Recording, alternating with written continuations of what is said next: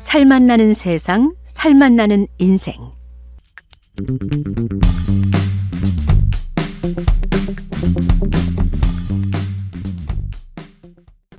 지인님의 마지막 이승길.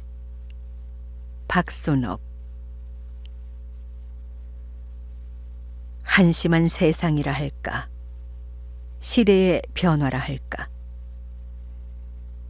몇 개월간 늘 가슴에 엉키는 비통 때문에 밥맛을 잃으면서 밤잠도 제대로 잘 수가 없었다.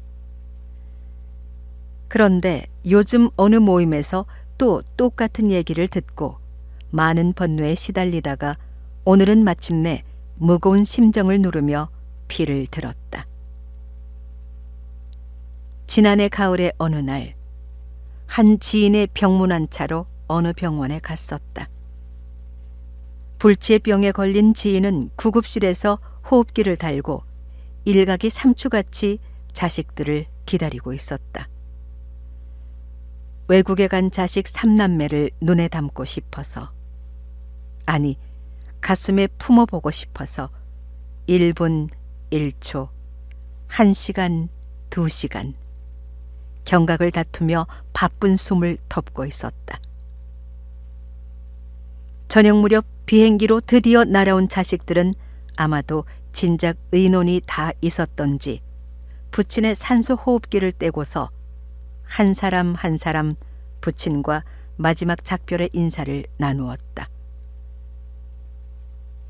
비록 짧은 순간이지만 산소 호흡기를 달지 않은 그 순간에 환자는 들숨을 쉬느라 모진애를 쓰다가 결국엔 머리를 제쳤다.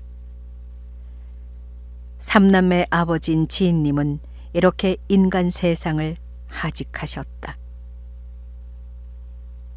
아무리 살 희망이 없는 노인 환자라고 해도 돌아가시면 다시는 못 볼 부친인데 호흡기를 계속 달아주어서 단 몇 분이라도, 아니 몇 초라도 이 세상에 더 머물다가 천천히 아주 편하게 고이 잠드시게 하는 게 자식이 해야 할 도리가 아니겠는가.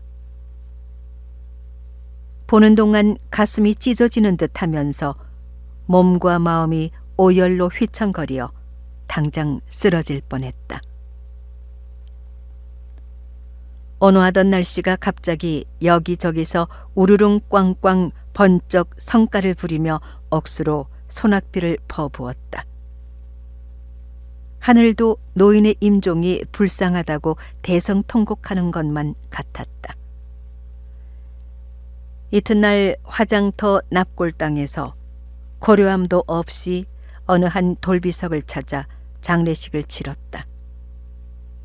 지인님의 마지막 이승길은 자식을 생산한 죄로 찌르륵 찌르륵 소리 속에서 뜨겁다는 소리 한 번 낼 수 없는 불타는 가마 속에서 그을다가 가야 했는지.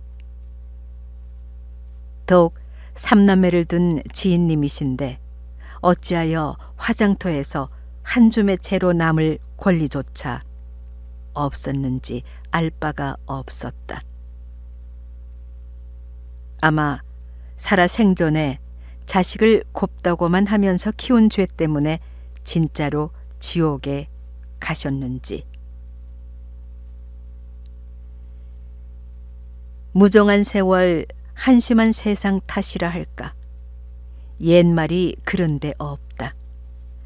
자식이 부모에 대한 효도와 사랑이 부모가 자식을 사랑하는 절반만 하면 큰 효도라고. 우리 민족은 예로부터 예의가 바르기로 세상에 이름을 널리 알린 민족으로서 자식이 커서 부모를 공양하고 부모에게 효도하는 것을 세세대대 미덕으로 전해왔다. 그런데 사회 발전과 더불어 요즘 세상에서는 이런 미덕들이 점차 사라져가고 있다. 결혼하면 따로 살림을 차리기에 급하고 연로하신 부모님들을 제쳐놓고 멀리 떠나가 버리고 설명절이 돼도 찾아뵙지 않고 지어는 부모님의 임종도 지켜드리지 못하는 이런 일들을 적지 않게 볼 수 있다. 경제적으로 급변하는 시대라 시간을 아끼고 매사에 돈을 아껴가며 자기들의 삶을 알뜰히 꾸려가는 것이 옳은 일이다. 그러나 살을 주고 뼈를 주어 이 세상 밝은 빛을 보게 한 부모님의 병상을 시종여일하게 지키지는 못할지라도 돌아가시는 마지막 순간에라도 애틋한 마음으로 보내드린다면 그래도 멀고 먼 훗날 조금 덜 후회되지 않을까. 부모님이 저 세상으로 가시는 마지막 배움길에 고려함이라도 정중히 받아서 어느 한 조용한 산천에 뿌려 이승길에 오르시는 부친이 마음 놓고 편히 오르시도록 예쁜 여행권을 드리는 것이 인간의 도리이고 자식된 도리가 아니겠는가. 황혼길에 오른 필자는 결코 그 무슨 봉건 예의 범절을 고집해서 그러는 것이 아니라 한 차례 비극을 보면서 일평생 자식을 위했는데 죽어서 한 줌의 채가 되더라도 자식들 두 손에 곱게 받들려 조석을 같이 해온 이웃들이 바래주는 따뜻한 눈길 속에서 자식들이 보내주는 곳에 가고 싶어하는 천하 부모님들의 마음을 전하려는 것이다.